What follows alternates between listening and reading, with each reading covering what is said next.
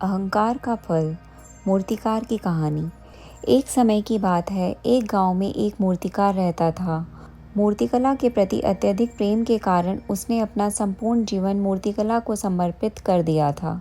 परिणामतः वह इतना पारंगत हो गया था कि उसकी बनाई हर मूर्ति जीवंत प्रतीत होती थी।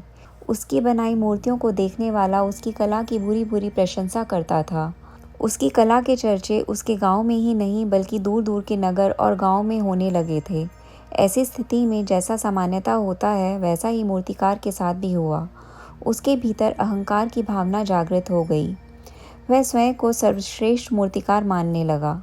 उम्र बढ़ने के साथ जब उसका अंत समय निकट आने लगा तो वह मृत्यु से बचने की युक्ति सोचने लगा। वह किसी भी तरह स्वयं को यमदूत की दृष्टि से बचाना चाहता था ताकि वह उसके प्राण न हर सके। अतः उसे एक युक्ति सूझ ही गई। उसने अपनी बेमिसाल मूर्तिकला का प्रदर्शन करते हुए 10 मूर्तियों का निर्माण किया। वे सभी मूर्तियां दिखने में हूबहू उसके समान थी। निर्मित होने के पश्चात सभी मूर्तियां इतनी जीवंत प्रतीत होने लगी कि मूर्तियों और मूर्तिकार में कोई अंतर ही न रहा।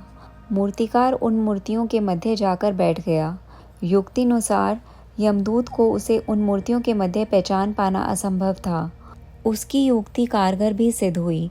जब यमदूत उसके प्राण हरने आया तो 11 एक सर की मूर्तियों को देखकर चकित रह गया। वह उन मूर्तियों में अंतर कर पाने में असमर्थ था, किंतु उसे ज्ञात था कि उन्हीं मूर्तियों के मध्य मूर्तिकार छुपा बैठा है।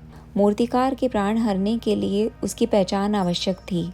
उसके प्राण न हर पाने का अर्थ था प्रकृति के नियम के विरुद्ध जाना। प्रकृति के नियम के अनुसार मूर्तिकार का अंत समय आ चुका था। मूर्तिकार की पहचान करने यमदूत हर मूर्ति को तोड़कर देख सकता था, किंतु वह कला का अपमान नहीं करना चाहता था। इसलिए इस समस्या का उसने एक अलग ही तोड़ निकाला। उसे मूर्तिकार के अहंकार का बोध था। अतः उसके अहंकार पर चोट करते हुए वह बोला, वास्तव में ये सब मूर्तियाँ कलात्मकता और सौंदर्य का अद्भुत संगम है, किंतु मूर्तिकार एक त्रुटि कर बैठा। यदि वो मेरे सम्मुख होता तो मैं उसे उस त्रुटि से अवगत करा पाता। अपनी मूर्ति में त्रुटि की बात सुनकर अहंकार मूर्तिकार का अहंकार जाग गया। उससे रहा नहीं गया और झट से अपने स्थान से उठ बैठा और यमदूत से बोला, त्रुटि असंभव। मेरी बनाई मूर्तियाँ सर्वदा त्रुटिहीन होती हैं। यमदूत की युक्ति काम कर चुकी थी। उसने मूर्तिकार को पकड़ लिया और बोला, बेजान मूर्तियाँ बोला नहीं करती और तुम बोल पड़े। यही तुम्हारी त्रुटि है कि अपने अहंकार पर तुम्हारा कोई बस नहीं। यमदूत मूर्तिकार के प्राण हर यमलोक वापस चला गया।